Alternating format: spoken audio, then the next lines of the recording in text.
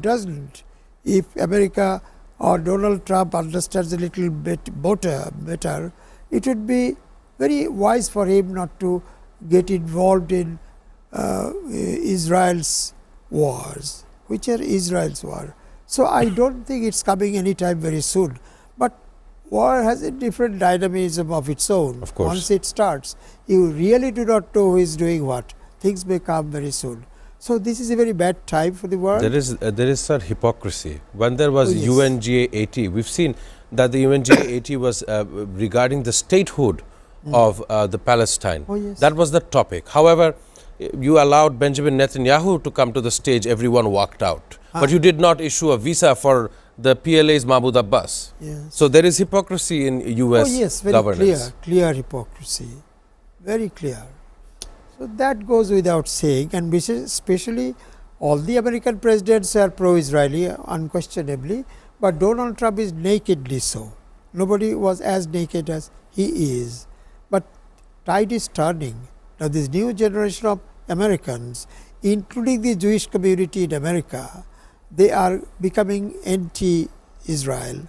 So things are turning against Israel very fast. It may not last very long. But then again, I wish Donald Trump doesn't follow, but will not follow now. Israel's wish was that Donald Trump will declare war against Iran, but that is not coming very soon. And Iran has also come up with bigger invention of bombs and all that. So things are becoming, as it seems now, Russia, China, Turkey, Iran, these few countries are going to be together to start with. I think as well as Saudi Arabia, given the fact that yes, they are also Saudi crude Arabia oil will also exporters. Come. And if you mark the scroll news yesterday in BBC, they showed that the president of South Korea is visiting China. That means they understand what is coming. And maybe South Korea will also declare its position against USA. Most likely it will. Very astounding observation. And Japan has already dissociated itself from its protection.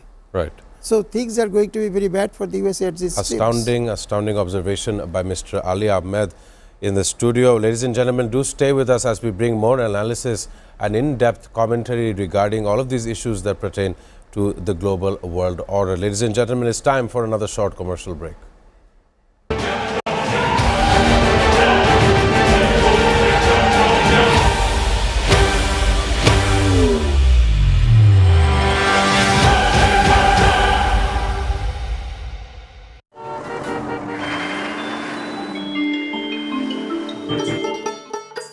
সারা দেশে লাখো মানুষের কঠোর কর্মতৎপরতা ও নিষ্ঠায় SA পরিবহন parcel and courier service এখন 16 কোটি মানুষের হাতের নাগালে।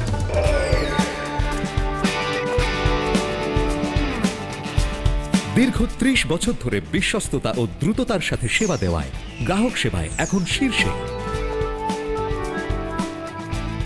বাংলাদেশে গ্রাহক সেবার সাফল্যের পর এসএ পরিবহন পার্সেল অ্যান্ড কুরিয়ার সার্ভিস এখন বিশ্ব বাণিজ্য কেন্দ্র সিঙ্গাপুরে। আপনার যে কোনো পণ্য সিঙ্গাপুর থেকে বাংলাদেশে বুকিং এর জন্য যোগাযোগ করুন। এসএ পরিবহন private limited, logistics parcel and courier service, 22 Roberts lane, Singapore 218302।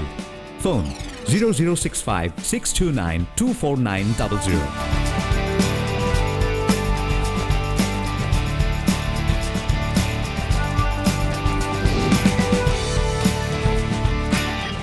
Bangladesh থেকে সিঙ্গাপুরে পণ্য বুকিং এর জন্য যোগাযোগ করুন ঢাকা সহ দেশের যে কোনো 80টি শাখা কেন্দ্রে। এসএ পরিবহন পার্সেল অ্যান্ড কুরিয়ার সার্ভিস, আপনার সেবা সব সময়। Welcome, Grand Palace Hotel, Dhaka. A majestic lobby blending timeless elegance with modern design. Experience 5-star comfort in suites and rooms. Sophisticated fine dining restaurant. Crystal clear swimming pool for ultimate relaxation.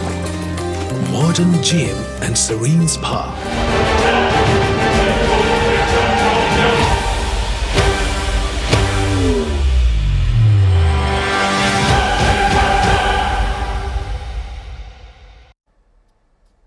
ladies and gentlemen. Welcome back to the last segment of International Affairs.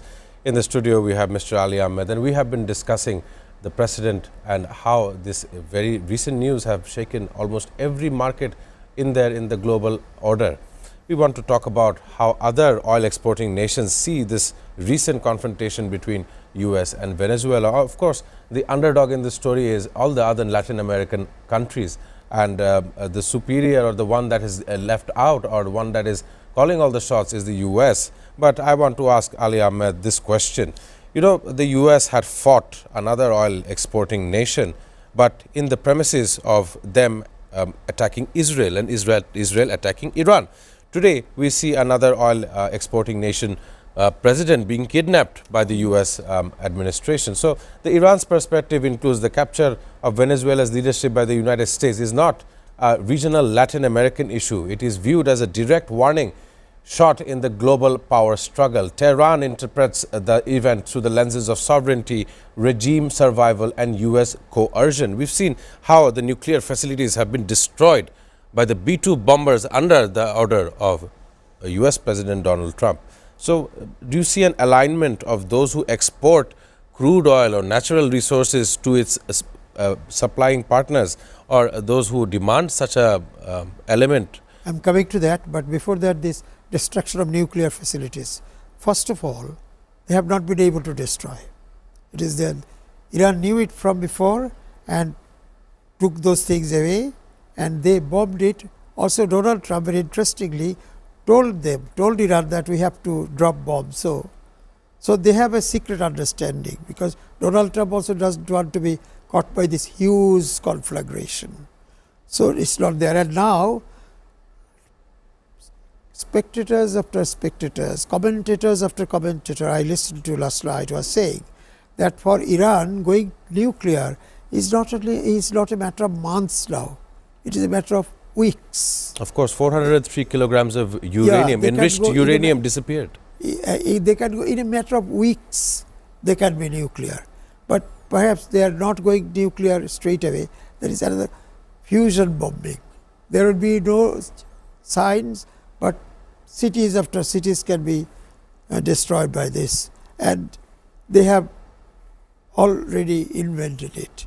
So it is there. So if there is war now, Persia or Iran perhaps is now going to start with fusion bombing. If that comes to that, it is more destructive and no leftover, no other side effects except killing and destruction.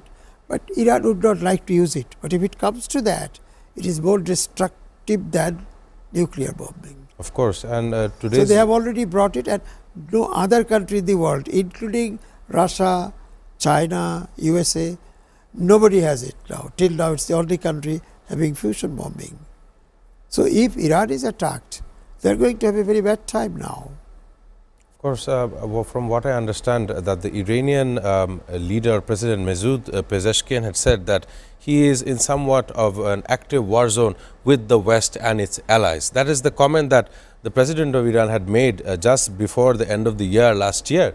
So, once again, Iran finds itself in a situation where they will show a type of retaliation. I want to have a last question. You know, right now the world economic markets are not stable. No. A couple of years ago, even if you look at the Bangladeshi taka, it was 84 taka per dollar. Today, that is in the ranks of 130 taka per dollar. So, inflation is on the rise. Oh, yes. There's lack of resources is one part to blame, and the other part to blame would be the ongoing confrontations and war and disruptions to global supply chains. How do you assess the matter? Bangladesh's problem is that it is a caretaker government, not an elected government. So, the other donors and other development partners, they have been saying that, well, we are not against you, but we have to wait till the election is over, and they will give money only to the elected government, whoever it is. That is why this present government running the country is very severely constrained for resources, and so they are printing money and all those things. So that creates inflation. It will be very difficult for this government, for so long as they are in power, to contain this inflation. But inflation caused sufferings to all kinds of people, especially the fixed income groups and the low income groups. So that is the suffering people have been going through. But I only wish the election is held in time and peacefully, and there is a peaceful transfer of power. But meanwhile, we have to suffer a little bit because it is beyond this government's ability to control inflation to a state where it is tolerable. No, they can't do it now, as it seems. Thank you so much, Mr. Ali Ahmed, for your farsightedness and, of course, your insight on this program, your valuable contributions to international affairs as well. I want to extend my thanks and gratitude towards Norman Floyd Burns, who had joined us from Washington, D.C. As I draw closer for today, on January 5th, 1949, the United Nations Commission for India and Pakistan adopted a significant resolution that established a framework for resolving the conflict over accession of the state of Jammu and Kashmir to either India or Pakistan. Ladies and gentlemen, that's it for today. I will see you all tomorrow.